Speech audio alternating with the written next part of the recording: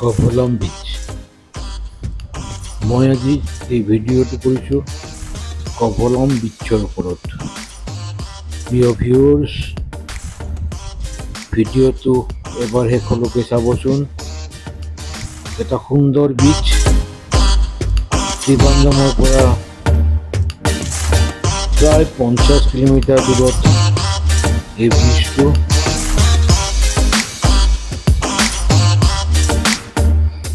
মই বৰ্তমান বিচৰ পৰা ৰেকৰ্ডিং কৰি আছোঁ। বিচখনৰ সন্মুখতে এখন ডাঙৰ মাৰ্কেট। ইয়াত বিভিন্ন ধৰণৰ খোৱা বস্তু,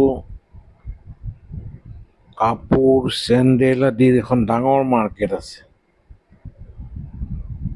কভলম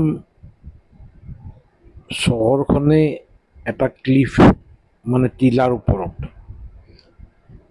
আৰু ইয়াত আপুনি দেখা পাব ব্লেক চেণ্ড, কলা বালি, যিটো সাধাৰণতে বেলেগ বিচত দেখা পোৱা নাযায়। উপভোগ কৰকচোন ভিউৱাৰ্ছ, আৰু মই দেখাই আছোঁ।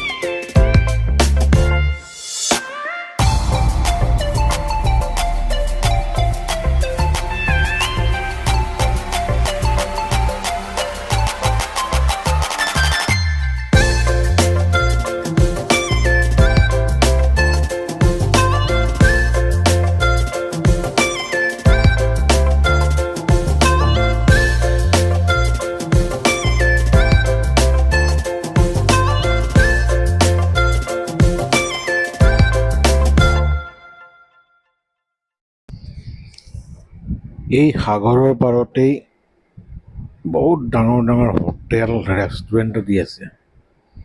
গতিকে আপুনি আহিলে ইয়াতে এখন হোটেল লৈ লওক, আৰু সাগৰৰ পাৰত বহি আপুনি সুন্দৰ দৃশ্য উপভোগ কৰক। আপোনাৰ দিনটো এনেই ভালমতে চলি যাব। মই কভলমৰ লাইট হাউচলৈ আহি আছোঁ। এই লাইট হাউচৰ 75% আপুনি লিফ্টত যাব পাৰিব, উঠিব পাৰিব, আৰু 25% আপুনি চিৰি বগাব লাগিব। আৰু ওপৰত উঠি মই কভলম চহৰখনৰ কিছুমান দৃশ্য লৈছোঁ। চাবচোন কি সুন্দৰ দৃশ্য। ওপৰৰ পৰা ইমান ভাল লাগে চহৰখন, আৰু ইমান বতাহ, কি ক'ম, ফিল কৰিব।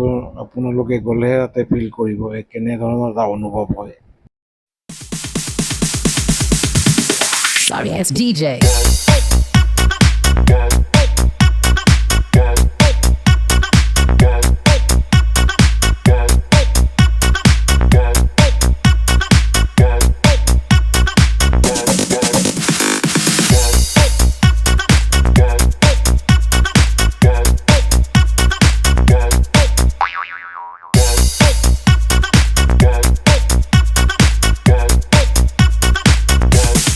You can get some.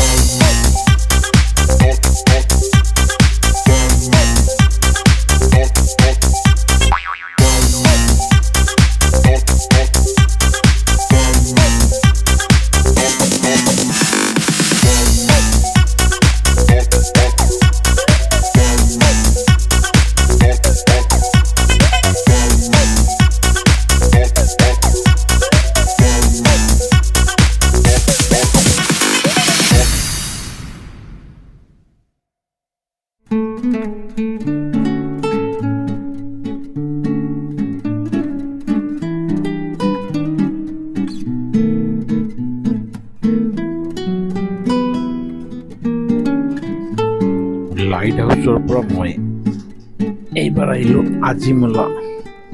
আজিমলা বুলি ঠাইটুকুৰালৈ। লাইট হাউচৰ পৰা প্ৰায় 8 কিলোমিটাৰমান আগত আজিমলা।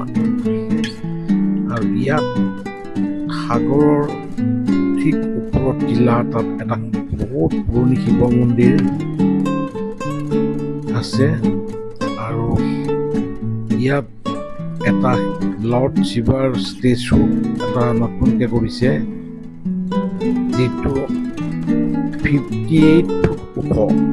আৰু এই ষ্টেচুটো চাবলৈ বহুত দূৰৰ পৰা মানুহ আহে আৰু ষ্টেচুটো সঁচাকৈ চাবলগীয়া। আপোনালোক আহিলে ইয়ালৈ এবাৰ আহিবচোন।